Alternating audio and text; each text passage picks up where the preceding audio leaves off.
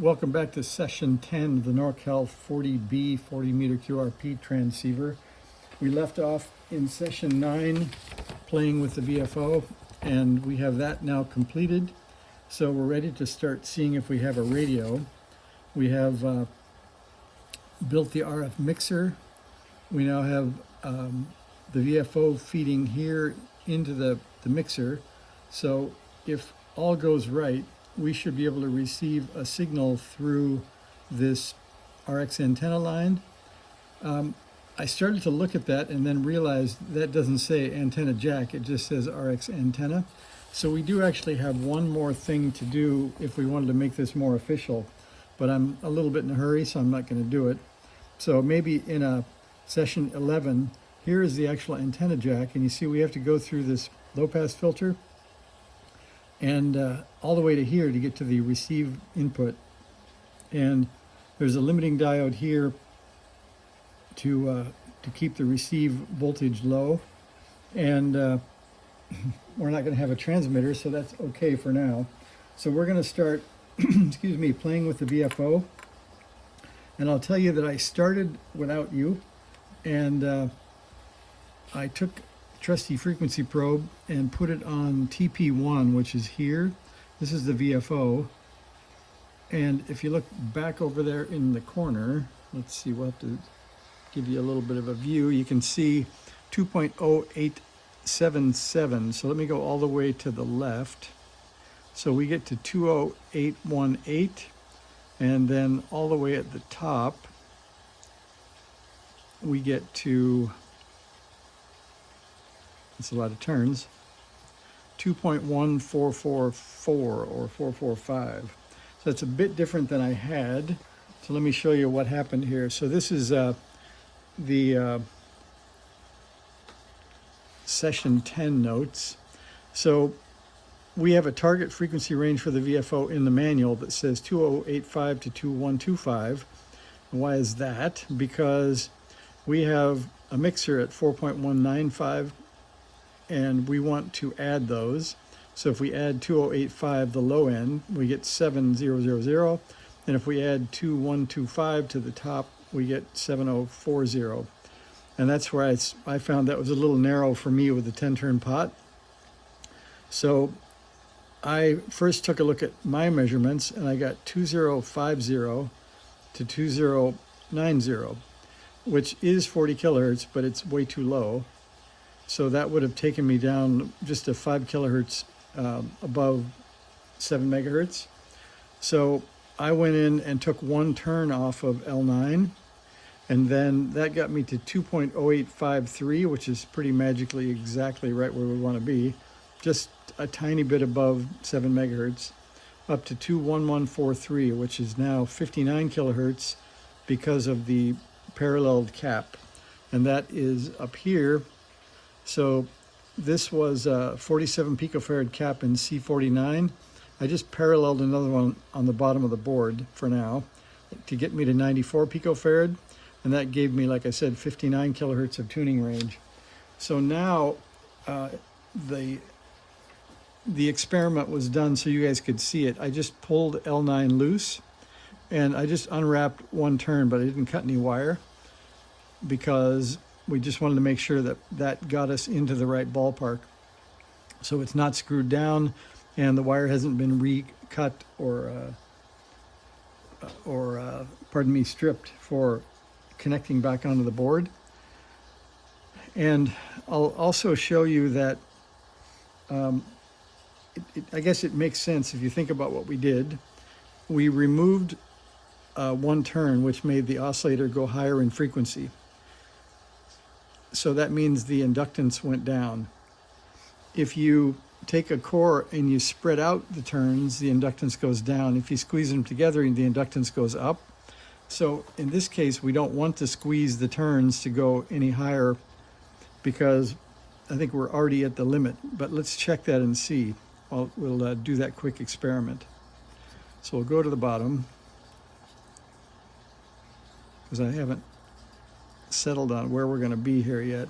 So that's 20818. And remember, when I first measured it, I was at 2.0853. And let's see, let's try a little experiment here. We'll just take this and we'll find where the turns are, and we'll spread out just, or pardon me, we'll squish together just a little bit of that core like that. And then we'll go back in and see what we get for the bottom, which is still tuned to the bottom. See, now we're at 2.066, so we've gone lower in frequency because the inductance went up. So it's not that good, because also if you notice, that is C50, that's this air variable. Let's look at the effect of that one also. So grab a screwdriver here, and it's slightly a fat hole, so I've got a bit bigger screwdriver there. And you can see we're at 2066. I'm going to turn it, and you see we're going even lower in frequency. So if I was to aim for half turns, that got me down to 2040. So it looks like I need to take yet another turn off for us to get up to where we want to be, because I'd like this to have some tuning range, and I'd like not to be this far down. And again, if we do the math, I'll write that down. So if we write down 2.04003, one less zero in that, 2.0403, and I add 4.915,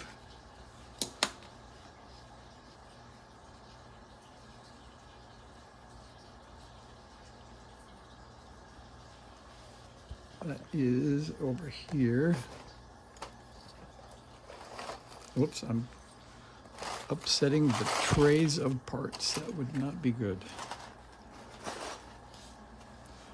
All right, so we're going to add 2.0403 plus 4.915, and that's all the way down to 6.95 megahertz. So that's a bit low. So I hesitate to do it, but I think we can probably do it quickly enough for you not to get bored. I'll pull off the power, and we'll see if we can remove a turn. By the way, this thumb glove was because I was working on a watch, and I stabbed my thumb, and the little rubber glove was a good way to stop bleeding on myself. So sorry for the thumb glove. All right, let's see if we can pull that wire out, take a turn off, and tack it back in there again.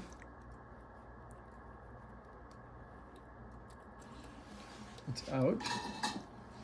Now we're going to take a turn off. Stuff it down the hole.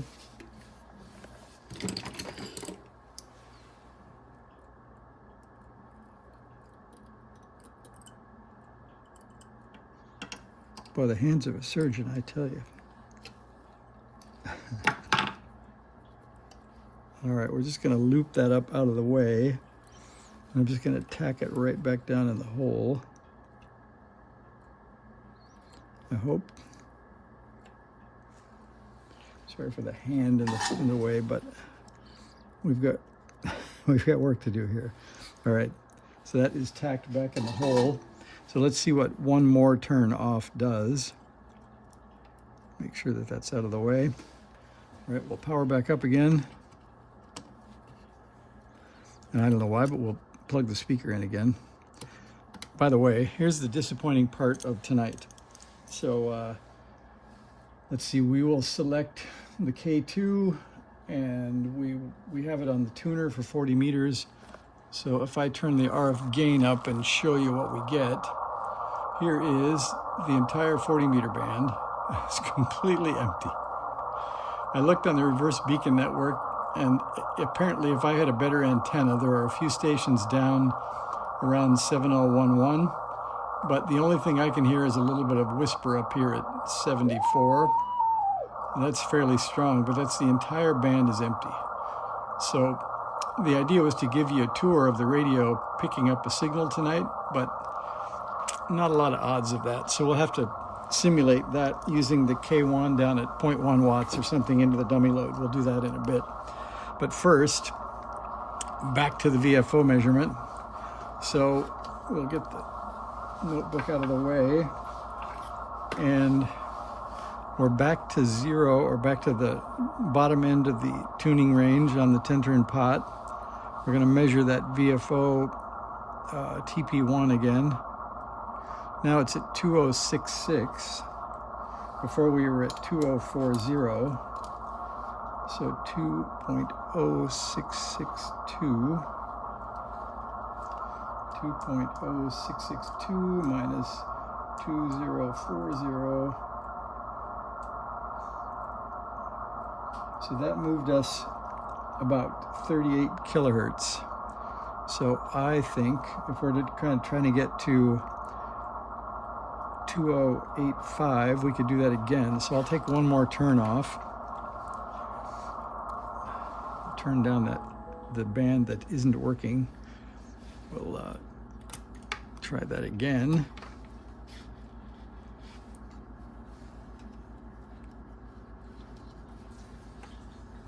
And so if you're counting, this will be my third turn that I've removed, and I believe I think we were at 63 turns.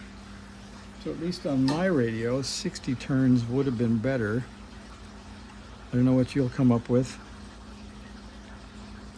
And one way to do that, if you have a radio that tunes down that far, is you can actually tune that 2 megahertz signal into your general coverage radio and just listen to it.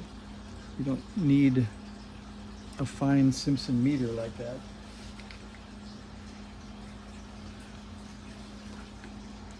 That was a find for super cheap, mostly because I didn't believe it would work, and it didn't. It had a dead power supply in it, but it didn't take long to replace a couple of caps and get a cheap meter out of the deal. So that was kind of fun. It isn't obviously calibrated to anything yet though, so I'm taking the readings with a grain of salt. We'll see once we tune something in how well we did. All right, there's one more turn off. Let's see if that went the way we think it should have. We think, what did we say?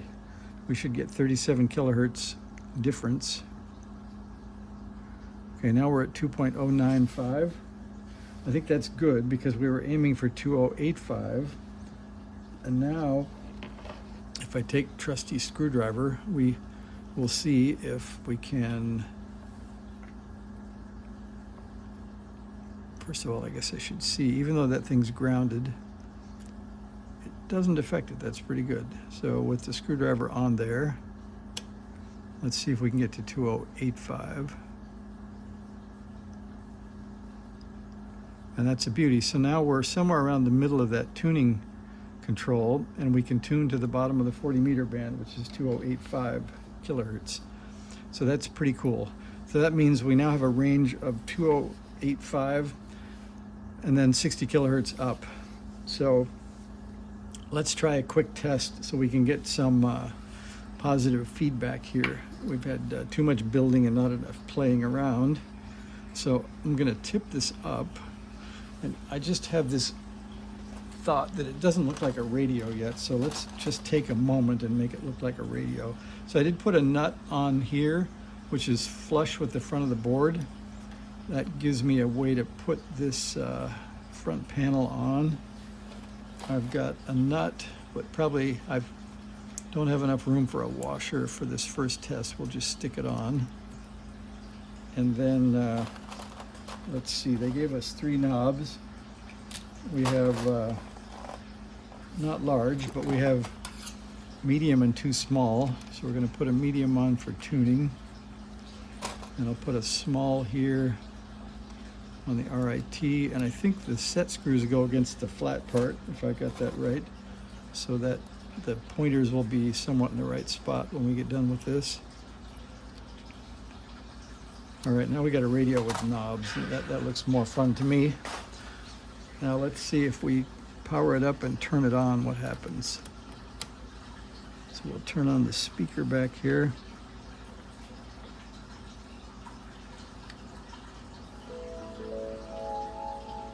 And hit mode once. And that should give us some sound. I will turn down this one and this one and select the antenna for this radio. And let's see what we can find. Here is an antenna wire that goes to, I think, my 40-meter dipole that's hooked on the tuner.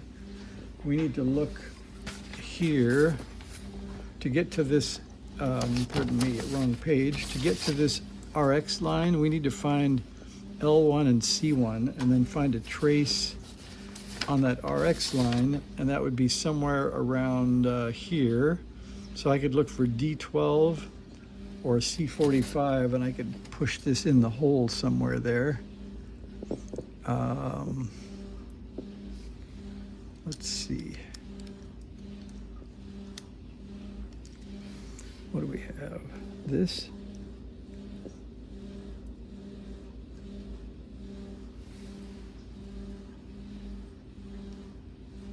Let's see if we have any audio hum. We do, that's good. And sorry for the washing machine noise. I tried to wait that out, but I got bored waiting, so I just started. All right, I'm gonna get a tuning tool and see if any of these capacitors have any effect for us. So let's see. We'll start by going to L1. There's some noise. And that's a little bit fat for that.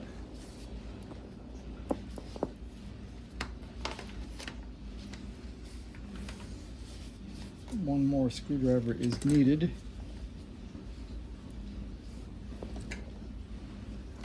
Which I had just a minute ago. I must have covered it up.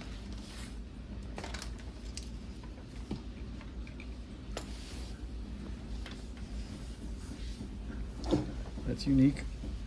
We'll find another one.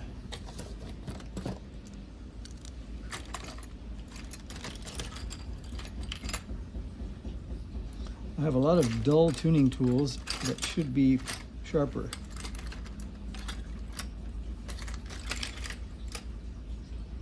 This looks too small, but let's try it anyway. So if I hold this on L1, what if I tune here? RF gain's all the way up.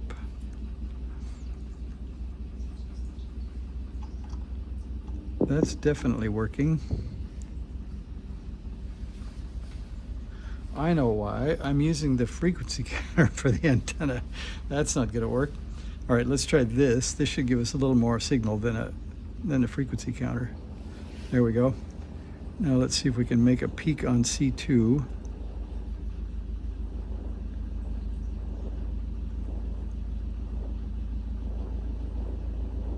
And we can, so that's good. And then let's go back here to C44. See if we can get a tune here.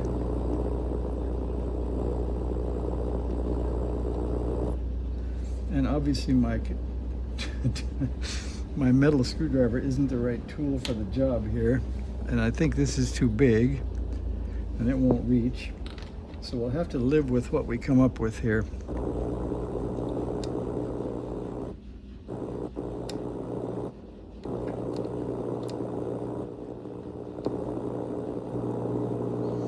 I'm going to call that good. That sounds like a signal to me. So then we're going to zoom back and see if we can get a little view of the K1, and we will tune that up. We'll set the power, we'll tune it to 7001 or 2. We'll set the power down to 0.1. We'll turn it on to the dummy load, and we hope the receiver will hear anyway. And then we'll key here. And we need to, okay, well that's pretty good. We're receiving a signal. There's the first NorCal 40B received signal. So I can tune this down to where, let me tune this up just a bit to where we can get to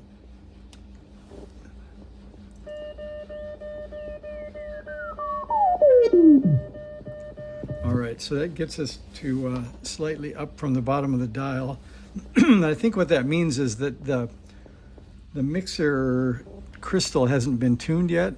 I think that if I put the frequency counter on it, it will affect the frequency that we're getting, but I'll show it to you anyway. So we can go here on TP2, or right here on, what is that, C17? I think this side. See, that shows 49139, so let's call that 4914. So that's the number we would have to add to our VFO to get the accurate place. And since I don't have a non-metallic tool, I'm going to call that good for right now. And we'll just tune with what we have and see if we can make this into a radio here. So one more time. And you can see we don't have a filter in the IF, so we can receive both sides of that signal. But that means that we have a lot of things working. So we have everything through the RX mixer and the BFO and VFO and audio. So basically we have a radio, and if there was a signal on the band, let me just try one more time. It'd be so lucky if somebody would just be calling CQ or something. They have to be between 70 and 7059, because that's our VFO range. And we got nothing.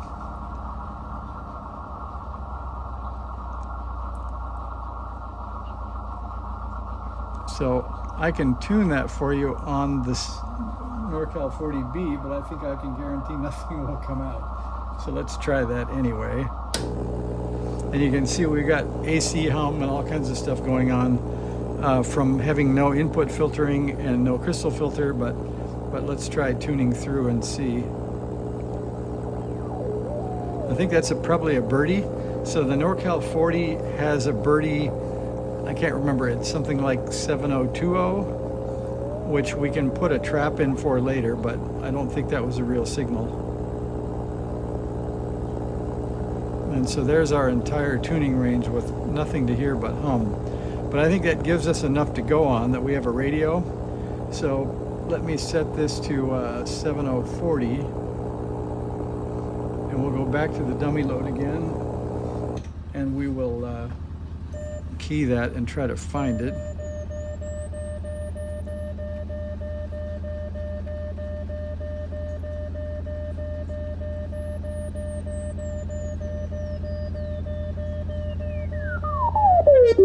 Okay, so that was, I don't know how many turns, let me count. So that is 1, 2, 3, 4, about 4 turns from the top, and we assume that the top should be 7060. Let's just try that and see if that's true. So I think we're up to having a radio here soon. So we're going to tune this all the way to the top. Yeah, I can't quite reach there. My tuning range is 59, so we'll go to 59.0. Looks like it may be a little less than that. Let's try 57. Okay, so we're at 57 at the top, probably because I moved something on that coil or something. So I'll take that wire and shorten it and solder it in and put the nylon screw and washer and nut back. And I think we'll show up for session 11. And you guys can vote in the comments. We have a couple of choices. One is we can finish the low pass filter and get the signal all the way from the antenna jack, which isn't soldered down yet, to the input of the receiver that we just built. That's probably kind of fun, because then I can just connect the coax up.